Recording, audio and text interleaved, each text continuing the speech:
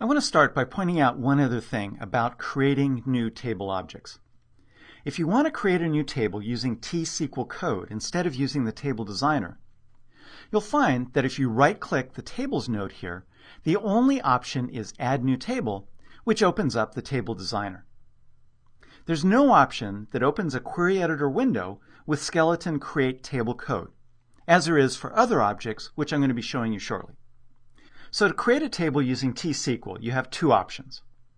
First, you can ignore the rest of the table designer and expand the T-SQL pane and write your code directly here. The other panes in the designer will parse the code and fill themselves in, such as with new columns you add to the create table statement. But you can ignore all that and just focus on using the code editor window right here. The second option is to come back over to Object Explorer and right-click on the database and select either New Query or New Object. Either of those options will open up a T-SQL query editor window, and you can write whatever T-SQL code you want, including create table code. So you do have some options if you really truly want to bypass the table designer. Okay, so what we're going to do now is create a new view and a stored procedure within the kennel database. I'm going to keep the code really simple so that I can focus on the data tools features that help you create, modify, and delete objects. All right, so I want to come down here into Tables. I'll clean this up a little bit. And I want to start by creating a view. So I'll right-click on this and select Add New View. There's no view designer that is built into data tools. And so here's a query editor window that has the skeleton code. The create view has the basics there. All right, so at this point, I just need to change this code in order to create the view that I want. So I'll first of all change the name. This is going to return a list of dogs, so I'll call it dog list. And I'll do a select. Actually, I'll do the from clause first so I can hook into it IntelliSense. And this is going to come from dbo.dogs. And as you can see, I get IntelliSense because Data Tools has metadata about the database and it knows what objects are available. And so it can give me some help typing the code. But instead of doing a select star, I want to actually include the field names. So I'll include dog ID, name, birth date, and notes. And I'll hit Tab. So you can see how IntelliSense is available to help you write T-SQL code, just like it is for C# and Visual Basic. All right, as I said, I'm going to keep the code simple, so that's all the changes that I want to make to this very simple view. Now it's time to create the view in the database, and as you can see, I have this Update button.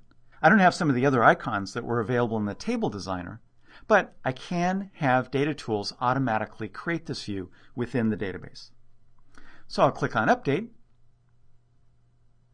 and as usual, I get this Preview Database Updates, and it displays all of the actions that it's going to take. Now I'm a little bit confused why it's going to drop and create that check constraint. I must have typed on something or selected something, and so it sees that there's some sort of a change. But the important thing here is that it's going to create this view. All right, now I could generate the script, just like before, or in this case, I'm just going to click on Update Database. And Data Tools Operations window gives me updates about what's going on, and then ultimately tells me whether or not the operation succeeded. And in this case, the update completed successfully. All right, by the way, if I come back over here to the editor window, you can always tell whether a query editor window is connected to a SQL Server instance and what the database context is down here in the status bar of the window. So as you can see, I'm connected to the default instance on the local machine, gives me the user that I'm connected as well as the database context. So if I have any doubts as to what instance of SQL Server or database this code is going to apply to, I can always check that out down there in the status bar. And if I want to change the connection, I can right-click on the editor window, select Connection, and Connect. And then I can enter the information to connect to a different instance of SQL Server. Okay, so once Data Tools successfully creates the view in the kennel database, we can test it. So I'll go back over here to Object Explorer, expand the Views node there, and first of all you can see that now in fact the dogs list view exists within the database. So I can right click on that and select View Data. And this opens the data editor with the data returned from the view. What's interesting here is that you can even update the data of the underlying table if the view is updatable and you follow the rules for updating data through a view, such as to only be able to update one table at a time if the view consists of joined tables. And there's various other requirements. And then if I go back over to that same object and right-click, there's various other options here, such as Script As, to create the code, alter it, drop and create. You can view the code, view permissions, and so forth. But the main thing you're going to do with a view is view the data. Okay, so that's creating a new view. So now what I want to do is create a new stored procedure in the kennel database that lets you retrieve all the dogs whose name begins with a specified letter. Okay, again, a very simple example code-wise, but it shows more features about how you can use Data Tools. So once again, come back over here to Object Explorer, and I'll clean this up a little bit, because now I want to go into the Programmability node here, and specifically the stored procedures. So I'll right-click on that node, and unsurprisingly, there's an Add New Stored Procedure option there. And once again, that opens up a query editor window, but now with a template with the Create Procedure syntax.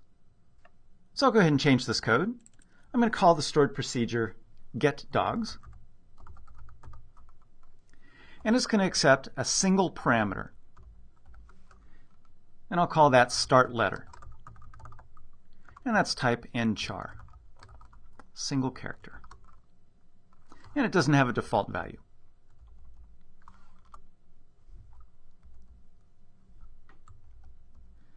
Okay, I'll get rid of these parameters and start typing in the fields that I want to return. Whoops, I haven't done the from clause yet. I'll put that in. Let IntelliSense help me.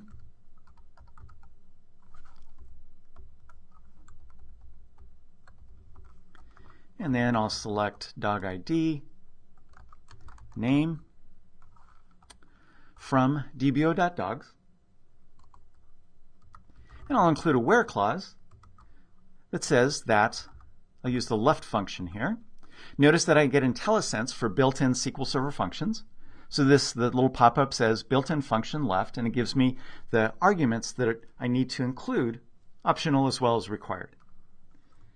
Okay, so I'm going to look at the left characters in name, and I only want to compare that first character and compare that to start letter. And I can opt to leave in the return value or not. In this case, I'm going to get rid of it. I don't need to return anything from this stored procedure.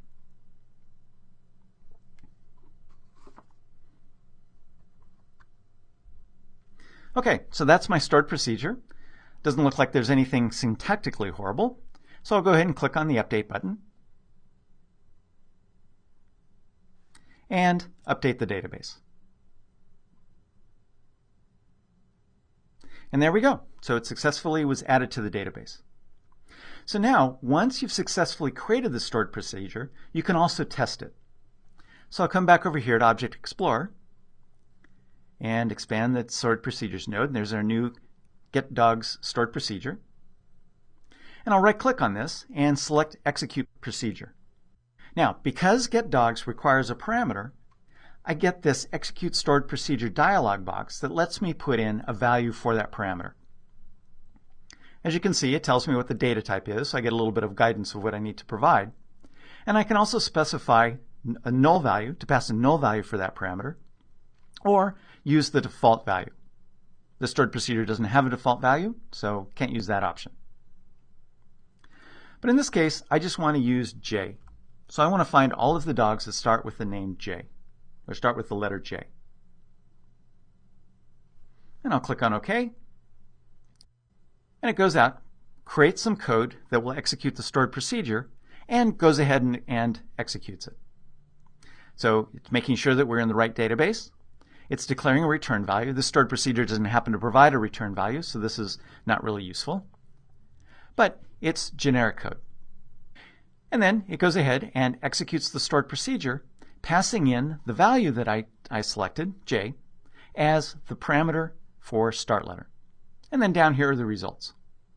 So you can see that the only result was dog2, whose name was Jewel.